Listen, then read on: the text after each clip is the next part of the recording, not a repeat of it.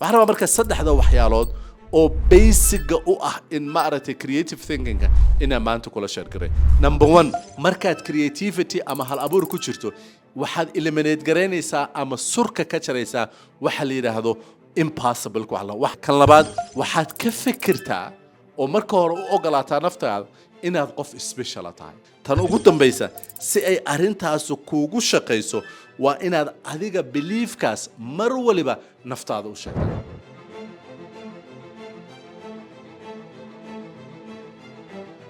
haddaba maanta Mondayda waxaan rabaa inaan ku weydiiyo ma leedahay hal abuurid, ma leedahay curus, ma leedahay wax soo saar, ma aaminsan tahay in ay kugu jiraan ama kugu duugan yihiin ama alla ku siiyey hibooyin aad ku bedeli karto bulshada aad ku dhex nooshahay iyo ummadda adduunka oo dhan. qof kastaay alla subxaanahu wa tacaala wuxuu siiyey hibooyin asaga qaas u ah ama kaalmooyin uu ku hibayn karo ama uu u geyn karo ama uga faa'iideysan karo bulshada inteeda kale. Imagine qofka soo saaray lightka hibe intee leeg ayuu lahaa mise intee qof buu caawiyey. Imagine qofka soo saaray kamarada adiga daawanayso ama telefonka aad haysato ama maygan ma ahan inuu ku dhashay 9 bilood in ka badan ama uu ku yimid wada ka duwan midda aniga iyo adigu aan ku nimid, laakiin waxaa jira steps la maro ama tilaabooyin la qaado. markii ugu horeysay aan hibooyinka iyo barashada cilmiga qofka bilaadanka baranay waxa la siiyay buuggii ugu horeeyay oo yiraahdo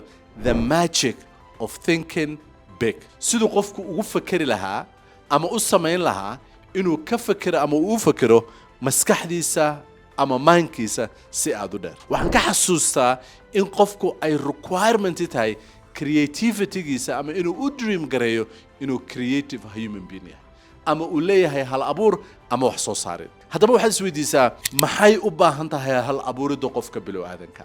Einstein wuxuu yiri there is no rules. marka creativity lagu jiro there is no limitation.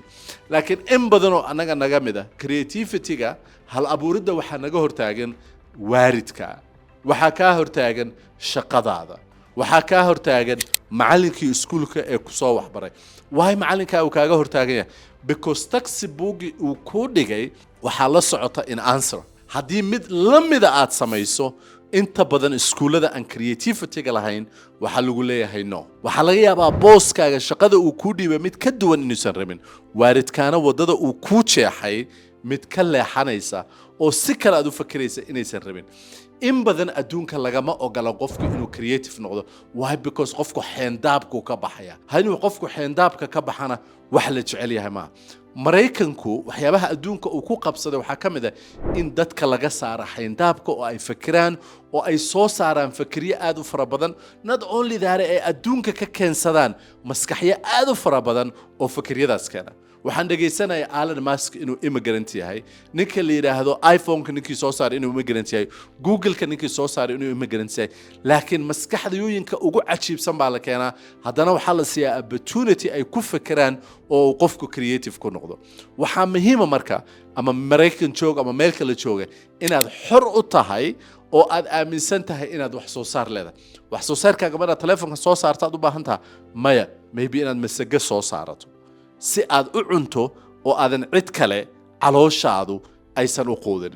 maybe inaad soo saarato waxbarasho adiga baahidaada dabooli karta oo aad uga baxdo cid kale. waxaan rabaa marka saddexda waxyaalood oo basic u ah in maaragtay creative thinking ina maanta kula share garay. Number 1, markaad creativity ama hal abuur ku jirto waxaad eliminate gareynaysaa ama surka ka jaraysaa waxa la yiraahdo impossible ku alla. waxaan suurtagal ma waxaan suurtagal ma haba qorta ka jaraysa. waxaad leedahay waxa suurtagalka ah haddii ay suurtagal yihiin waxa ay only u suurtagali karin inaanan anigu tilaabo qaadi karin. imagine qofka ku fakiray intaas oo kun oo mayl dad isku jira inay ismaqlaan ma uusan limit garayn mana uusan alxamin maskaxdiisa. haddaba ha alxamin maskaxdaada iska eliminate garee waxyaabaha keenaya ama iska ka jar maskaxdaada waxyaabaha keenaya waxaanu ma dhici karaan ama suurtagal ma. waxay yiraahdaan xadgudub ha ahaatee rag tashaday dhul waa tori kalaan taa ka labadeed.